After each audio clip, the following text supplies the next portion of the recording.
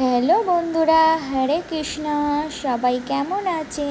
তো আমি সকাল সকাল চলে এসেছি একটি নিউ ব্লগ নিয়ে। তো আমরা এখন একটা জায়গায় যাচ্ছি।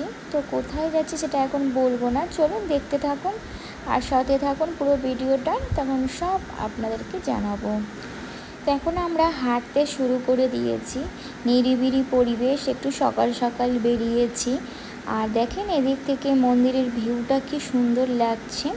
তো আমি, প্রভু আর আমার ছেলে আর আমার যা এসছে সবাই মিলে যাচ্ছি। সামনে একটু গোমাতাকেও দর্শন করে নিলাম, দিয়ে আমরা নৌকায় উঠে পড়েছি। তো এখন এই নৌকাটা পার হব। দেখেন সামনে মা গঙ্গার ওই পাশ থেকে বড় মন্দির দেখা যাচ্ছে। যেদিক দিয়ে যাই সেদিকেই আমাদের বড় মন্দিরের চূড়াটা দেখা যায়। কি অপূর্ব দৃশ্য, সকালবেলা এই মনোরম পরিবেশ, মা গঙ্গার দর্শন, মানে একটা আনন্দদায়ক। এই যে আমার যা বড় দিদি, তো আমরা এখন সবাই মিলে যাচ্ছি একটা জায়গায়। এই যে আমার ছেলে রোদ ছাতা মাথায় দিয়ে বসে আছে।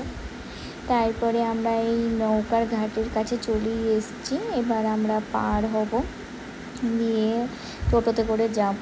দিয়ে রাস্তায় যেহেতু আমরা সকালবেলা বেরিয়েছি, কিছু খেয়ে বেরোয়নি, তাই দিদিকে বা আমরা সবাই একটুখানি পরোটা সবজি খেয়ে নিলাম একটা মিষ্টির দোকানে, ফ্রেশ সুন্দর নিরামিষ। দিয়ে আমরা বিষ্ণুপ্রিয়া স্টেশনে চলে আসলাম। এখান থেকে আমরা ট্রেন ধরবো, ট্রেন ধরে যাব আমরা একটা জায়গায়।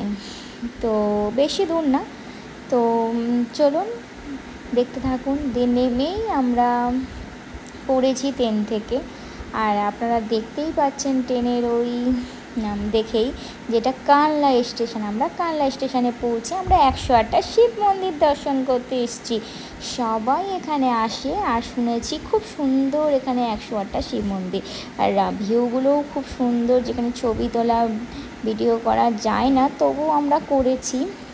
আর ওপরে আকাশটা দেখুন কি সুন্দর না লাগছে।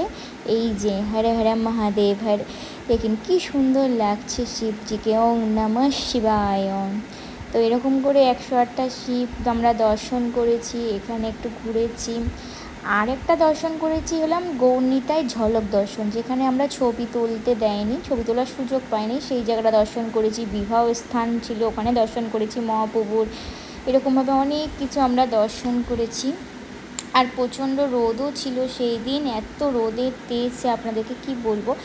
আর গৌরনিতায় যেখানে ঝলক দর্শন করতে গেছিলাম, ওখানে আমরা দুপুরে মহাপ্রসাদও পেয়েছি গৌরনিতায়, খুব সুন্দর এবং টেস্টি। আপনাদের সেই ভিডিও আমি শেয়ার করতে পারলাম না, কারণ ওখানে ছবি তোলা সম্পূর্ণ নিষিদ্ধ ছিল। আর এই ভেতরেও একটা সুন্দর দৃশ্য দেখেন, কি সুন্দর 108টা শিব এরকমভাবে প্রত্যেকটা ছোটো ছোটো মন্দির করে। আর প্রত্যেকটা মন্দিরের যে কাজগুলো খুব নিখুঁত এবং খুব সুন্দর। আর সামনেই একটা কৃষ্ণ রাধা কি কৃষ্ণচন্দ্র না কি একটা মন্দির, ওখানেও রাধাকৃষ্ণের মন্দির ছিল, যেটাও ছবি তুলতে আমরা পারিনি। এই সামনের সুন্দর ভিউটা দর্শন